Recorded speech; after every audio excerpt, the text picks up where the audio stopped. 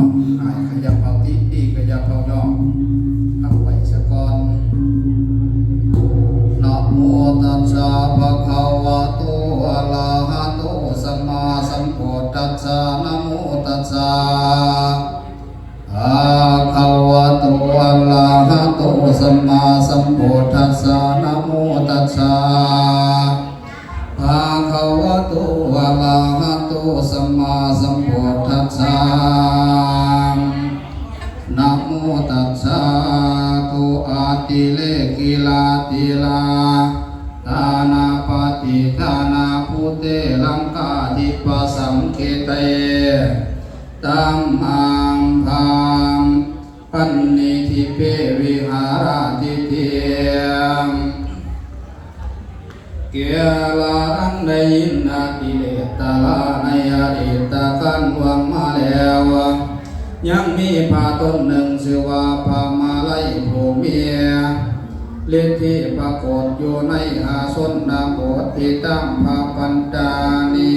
ดาวิดกล่าวคือว่าดาวิดลังกาอันเป็นที่ตั้งแห่งพาลาตามาไต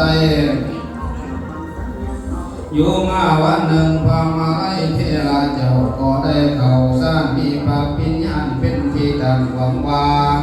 จะช่วยสัตว์นรกให้พ้นจากทุกข์ทรมานจึงได้บันดาลให้ห่างกายและจิตใจของท่านให้มีฤทธิ์เดชลงไปถึงนรกมาเพิ่ง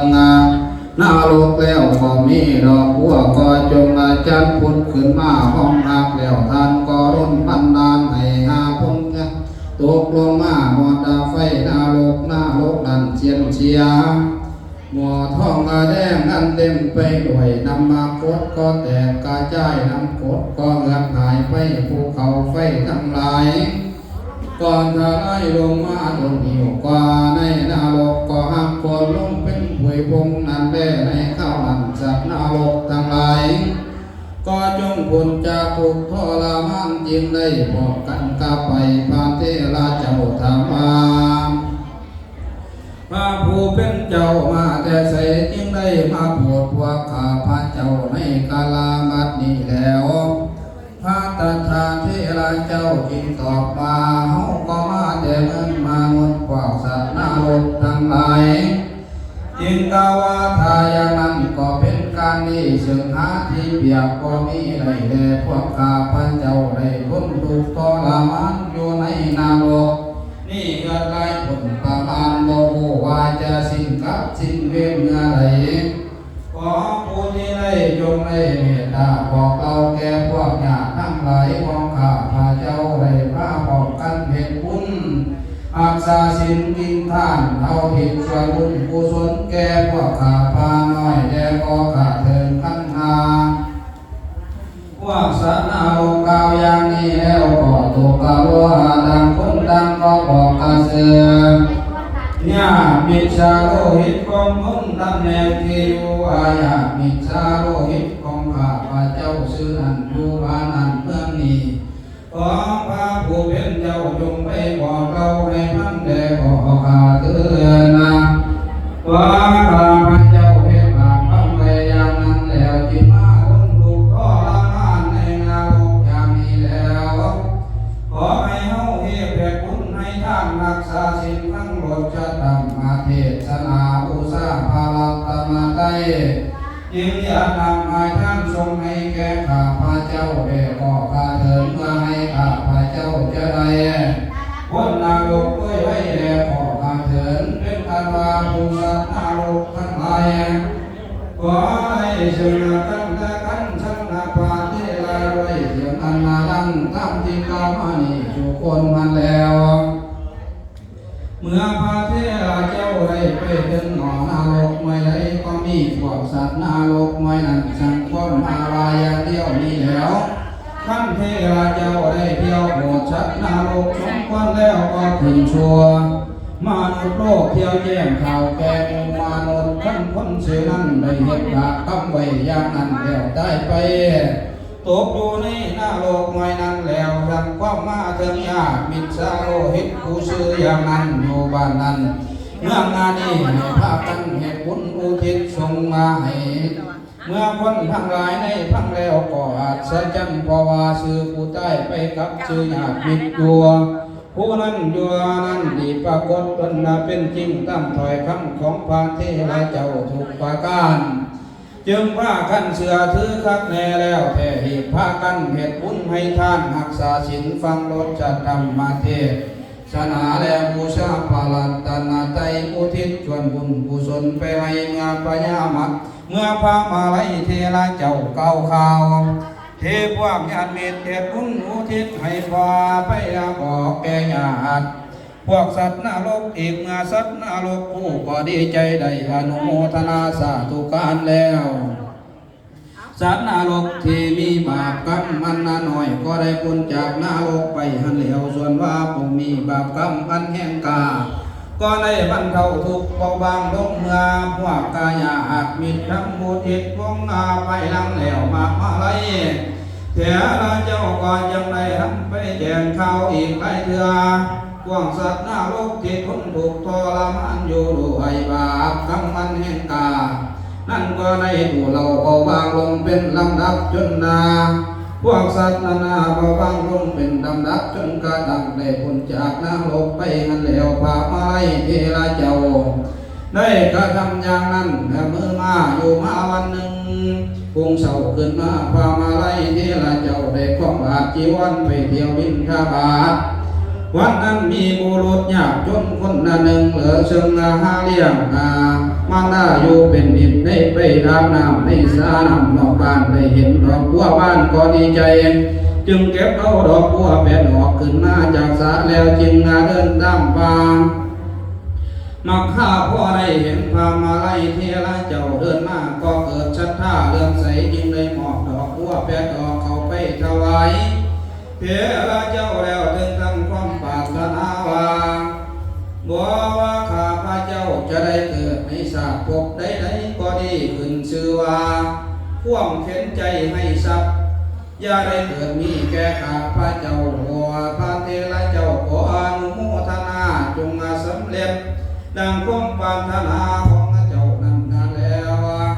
พระมาลัยความเห็นมาดอกบัวดอกนี้เฮาจะไปบูชาที่ใดจึงจะดีนอขันนา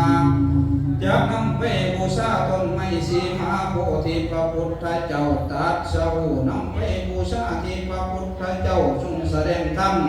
ข้างแรกหรือจะนำไปบูชาในที่พระพุทธเจ้าทรงปรินิพพานแต่ที่เรานั้นเจ้าก็บ่ได้เลยบูชาขันนำเฮาอย่างนี้แล้วคิดต่อไปว่าจุฬามณีถึงสวรรค์มีบรรจุผ้าธาตุเกศแก้วคือกับผงกับปาตาทาคาตาคาคือผ้าเขียวแก้วกำเบื้องหัวของพระพุทธเจ้าขันเฮายังได้บูชาเพื่อขึ้นอย่างนั้นแล้วก็เดินทางเที่ยวบิณฑบาตไปสมควรพอกับขึ้นสู่วิหารสันพัตตาหารเสร็จแล้วก็จึงจตุทัสสานทายานขึ้นถึงสวรรค์ในขณะอึดใจเดียวก็ถึงไปจุฬามณีสันดาวดึงนั่นแล้ว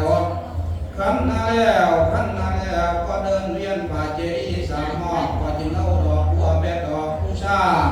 จุฬามณีไว้ทิพย์ทั้งแปดทั้งยัวในเทสมมาผู้อันช่วงข้างหนึ่งก็มีการลาบัดนั้นแล้วนี่กลาเวลานั้นเป็นวันแปดคำพอดีพระยินก่อเอาไว้เทพราเจ้าทั้งหลายนำทิพย์ภาคมาดอกไม้และถูกเทียนเสด็จที่ป่าจุฬามณีเจดีย์ประทับทักกินแปดหม้อแล้วบูชาป่าเจดีย์ขันบูชาแล้วจึงได้พระเทพราเจ้าทั้งหลายข้าไว้ป่ามาลัยเจ้าจึงตัดถามป่าผู้เป็นเจ้ามาแต่ใส่นอข้ามาลัยเทระเจ้าถวายพระพรต่อป่าอัตมาจากมนุษย์โลกเพื่อมานมัสการพระเจดีย์ได้บ่สานีก็มีเทพประพุทธหนึ่งมีบริวารหอยองค์ลงมาไหวเจดีย์ข้ามาลัยเทระเจ้าจึงถามว่าเทพประพุทธนั้นมันแม่นพระอริยเมตไตรพ่อเจ้าพญาอินทร์จึงตอบว่าบ่แม่นแต่เป็นเทพประพุทธผู้มีคุณเล็กน้อยตอนนั้นพามาให้เจ้าจึงถามว่าเทพประพุทธองค์นี้เห็นคุณจึงใด ว่าจึงได้มีบริวารเพียงว่าหอยเดียวไปให้จริงตัดมาเมื่อก่อนเทศพระพุทธตรงนี้เป็นคนยากจนคัดจนได้เกี่ยวหญ้าคายเลี้ยงของอาเลี้ยงอาต้นเทียงอยู่มาวัดหนึ่งในทางเขาก่อนจะแก่เขาแก่ก้านนาเขาแก่ก้าก่อนหนึ่งจึงมาเกิดในสวรรค์มีบริวารเพียงหอยเดียวนี้แล้วในระดับนั้นเทพพระพุทธองค์หนึ่งบริวารคำหนึ่งมาถึงพระอะไรจึงทำว่านั่นแผ่นนานั่นแม่นว่าอริยเมตใจพ่อหม้อพยัญชอปาบ่แม่นเป็นแต่เทพพระมุตองค์หนึ่งเท่านั้นคำอะไรจึงถามว่าเทพพระพุทธองค์นี้เหตุบุญจริงใดน้อจึงได้บริวารท่านหนึ่งพญาอินทวาเมื่อศาสตรกรคุณเทพพระพุทธองค์นี้นายโกบ้านให้ทางเขาแก่นายโกบ้านด้วยกันจึงได้มีบริวารท่านหนึ่งแล้วในลำมาในลำดับต่อมานี้ก็มีเทพพระพุทธองค์ที่สามองค์ที่สี่องค์ที่ห้าจนหอดองค์ที่12ถึงพระมาลัยเทระเจ้าก็ถามเหมือนกันหมดนานั้นแลพญาอินทร์ก็ตอบว่าบ่แม่นพระอริยเมตไตรจะคงแล้วมีแต่เทวบุตรนามีแต่นาเทวบุตรและบริวารต่างๆมาทั้งหยาบชุมพันตนในสามสมภพมาแต่ศาสตร์คำก่อนแล้วปาคามานามาไลวันนากิริยาเก่าหยอกปากมาไลเมืองนั้นโกงามอันเป็นกับปฐมสัตตติงสาคาถาอัปปรัปปราไปด้วยคาถา37พระคาถาขอให้ศรัทธาญาติโยมผู้มาฟังในมื้อนี้จงได้ดังความมักความปรารถนาคือว่าอายุนั้นขอให้ยืนยาวมันเทียราคายาวยิ่งสัพพะขอขอเขียวเข็นให้ยาสุมีวันนั้นขอให้สีเหลืองคือพระจันทร์เรืองพุ่งในเมื่อเพ็ญพุ่งขึ้นสีแจ่มสง่างามสุขานั้นขอให้มีสุขวันใกล้ใจทุกภาคส่วนให้เจริญอยู่ล้วนจะพ้องเท่าสว่างสีหลังก็ราเถิด